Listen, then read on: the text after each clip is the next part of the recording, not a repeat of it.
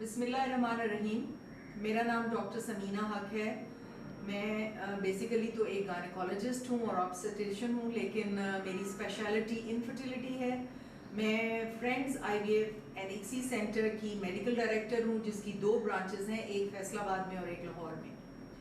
आज 15 अक्टूबर को infant loss remembrance day के तौर पे मनाया जाता है और मेरे लिए तो बहुत दुख की बात है कि पाकिस्तान में इन्फेंट मोर्टेलिटी रेट जो है वो 50 से 55 पर 1000 लाइव बर्थ्स है। यानी अगर 1000 बच्चे पाकिस्तान में पैदा होते हैं तो उनमें से 50 जो हैं वो लुकमा अजल बन जाते हैं। तो ये एक बहुत ज़्यादा फ्राइटनिंग रेट है। और फिर जब इस तरह इन्फेंट मरते रहते हैं तो माएँ और बच्चे पैदा करती हैं और कमज़ोर होती जाती हैं, क्योंकि एक बच्चे की पैदाइश पे उसके जिस्म की कैल्शियम, आयरन, विटामिन्स, प्रोटीन सारी की सारी लेके वो बच्चा पैरासाइट की तरह उसको चूसता है और बाहर आता है और फिर डेथ हो जाती है। तो माँ को ना सिर्फ न्यूट्रिशनल डेफिशिएंसी होती है, वो इमोशनली, फाइनेंशियली बहुत बड़ा सेटबैक होता है उसके लिए। इमोशनली तो कोई उसको समझता ही नहीं है कि उसके जज्बाती तौर पे वो किस कदर ड्रेन हो जाती है। उनके लिए मेरा पैगाम है कि ये जितने बच्चे ज़ाया होते हैं, ये अल्लाह सुब्हानहू तआला क़यामत वाले दिन इनको इंसानों की शक्ल में माँ से मुलाकात करवाएंगे। तो ये वादा है उन औरतों के लिए, और अगर वो अल्लाह ताला का शुक्र अदा करेंगी तो इसके बदले में उनको जन्नत मिलने की भी खुशखबरी है।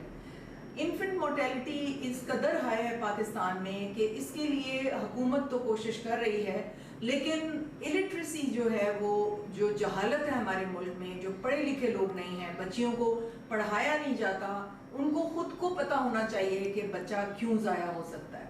तो ये बताने की ज़रूरत है कि न्यूट्रिशनल डेफिशिएंसीज हो सकती हैं, बच्चेदानी के स्ट्रक्चरल प्रॉब्लम्स हो सकते हैं, शुगर हमारे यहाँ बहुत ज़्यादा फैल रही है, डायबिटीज़ जिसको कहते हैं, डायबिटीज़ मेलाइटस।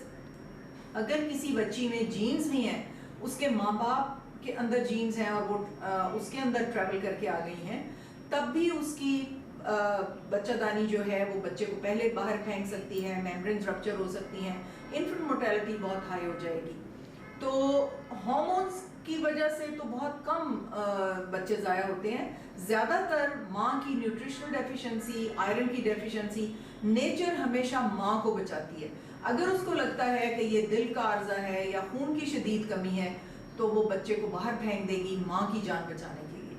तो इसलिए बच्चियों की मैं अक्सर व्लॉग्स में कहती हूँ कि अगर बेटे को 1 बोटी दे रहे हैं तो बेटी को 3 बोटियाँ दें, अगर बेटे को 1 गिलास दूध दे रहे हैं तो बेटी को 2 गिलास दूध दें।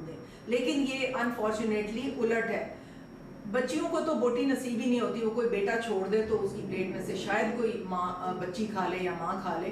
तो ये बहुत बड़ा अलमिया है। जिस औरत ने बच्चे पैदा करने हैं उसको तो कोई न्यूट्रिशनल डेफिशिएंसी, मतलब कोई न्यूट्रिशनल एक्स्ट्रा चीज़ नहीं दी जाती थी, वो डेफिशिएंसी का शिकार है। और जिसको इतनी ज़रूरत नहीं है उसको सबसे ज़्यादा पैम्पर किया जाता है। तो मेरा पैगाम जनरल पब्लिक के लिए ये है कि अपनी बच्चियों को लिटरेट करें, उनको पढ़ाएं, उनको एम्पावर करें ताकि वो खुद कमाएं, अपनी सेहत का खुद ख्याल रखें, और उनको ये बताएं कि वो इन्फीरियर नहीं है किसी तरह भी लड़कों से, वो सुपीरियर हैं लड़कों में। क्यों लड़कों से? क्योंकि उन्होंने हमारी जनरेशन को आगे बढ़ाना है। ये सारी खलकत माँओं के पेट में से निकली है, और वो माएँ जो हैं वो किसी वक्त बच्चियाँ थीं जिनको कि ग़िज़ा की शदीद ज़रूरत है। एसन फार्मास्यूटिकल का बहुत शुक्रिया कि वो एक बहुत ही ज़रूरी टॉपिक के ऊपर हमारे ख्यालात का इजहार करवा रहे हैं और हमारे पैगामात रिकॉर्ड करा रहे हैं, जो कि जनरल पब्लिक के लिए बहुत ज़रूरी हैं। Thank you very much.